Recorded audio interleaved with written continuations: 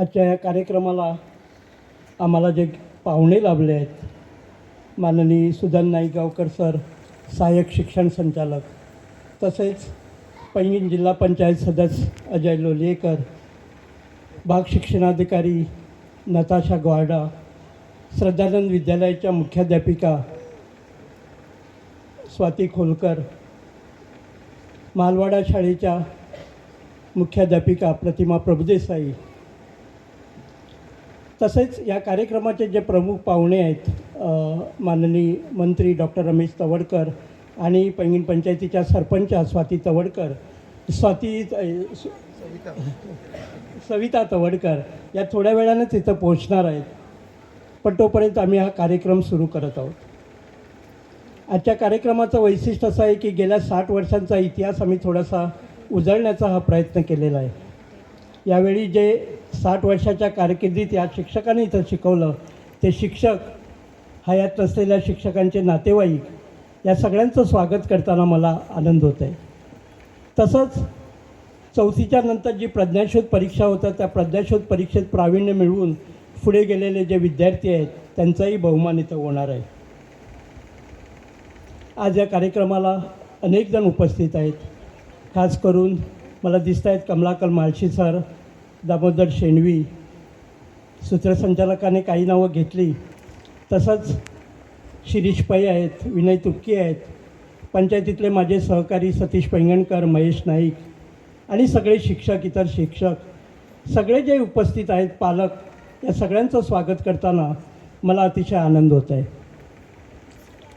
साधारण 3-4 महिन्या पहिले एक दिवस शिक्षिका प्रतिमा प्रभुदेसाई भेटायला आल्या आणि त्यांनी सांगितलं की जो शाळेचा इतिहास किंवा रेकॉर्ड मिळतो, त्याप्रमाणे 65पासून या शाळेचा आपल्याला हे मिळतो आहे आणि तसं झालं तर 60 वर्ष आम्ही निश्चितच पूर्ण केलेली आहे.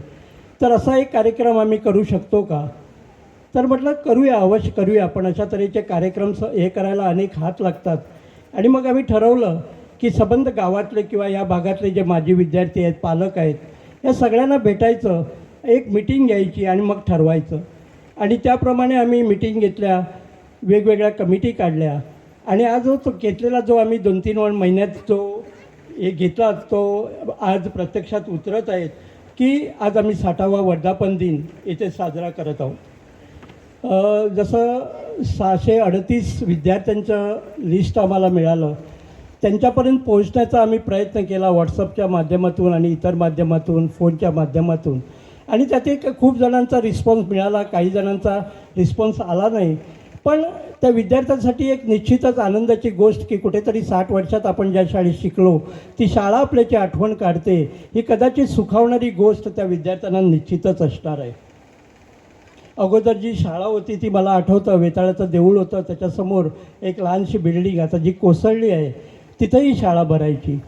आणि त्याच्यानंतर महालवाडा इथे म्हणजे आनंद सुधीर यांच्या घराजवळ तिथंही शाळा सुरू झाली. आम्ही जे शिकलो, आता संदेश प्रभुगावकर आठवण काढत होता की 1ली-2री आम्ही तिथं केलं होतं आणि 3री-4थीसाठी आम्ही ह्या शाळेत आलो होतो. त्यावेळच्या सगळ्या आठवणी या निमित्ताने थोड्या थोड्या जागृत होत आहेत. आणि आता जर पाहिलं तर या शाळेची एक भव्य वास्तू तुम्ही डॉक्युमेंटरी बघताना बघितलं असेल.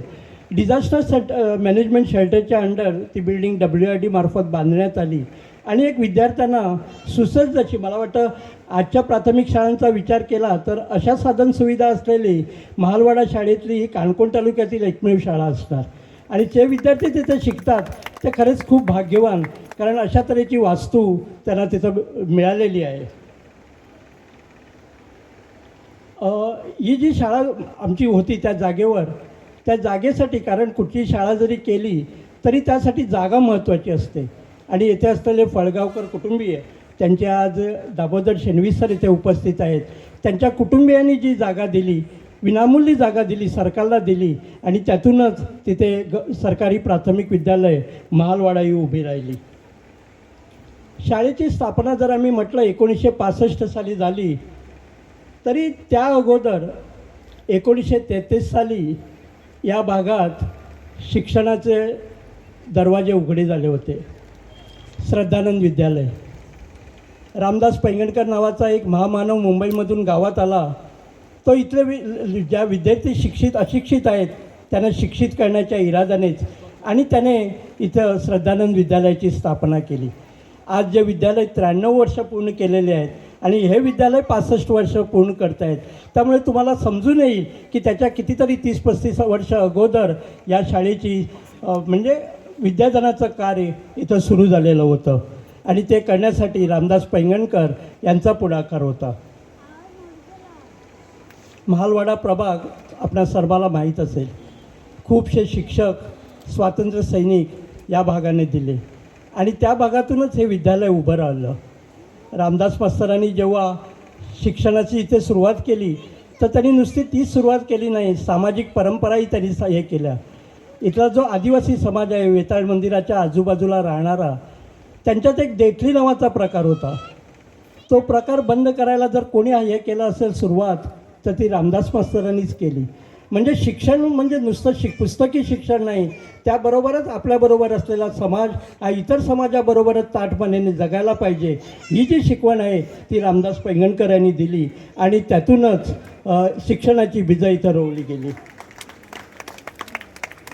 आज इथं एका स्मरणिकेचंही प्रकाशन होणार आहे. ज्ञानमहाल नावाने ही स्मरणिका आम्ही प्रकाशित केलेली आहे. या स्मरणिका म्हणजे तुम्हाला साधारण माहीत असते की लहानशी पुस्तिका आहे ते, पण ज्यावेळी बाईने अपील केलं की याच्यासाठी लेख किंवा हे इतके भरभरून लेख शिक्षकांचे आले, विद्यार्थ्यांचे आले की एक मोठी पुस्तिका असं एक पुस्तक म्हणण्यासारखं ही स्मरणिका तयार झाली आणि त्यासाठी खूप जणांचा हातभार लागला. ज्यांनी जाहिरातीतून किंवा आपल्या इतर माध्यमातून आम्हाला मदत केली त्या सगळ्यांची आम्ही ऋणी असणार आहोत, कारण त्यातूनच ही ज्ञानमहाल ही स्मरणिका इथं प्रकाशित होणार आहे.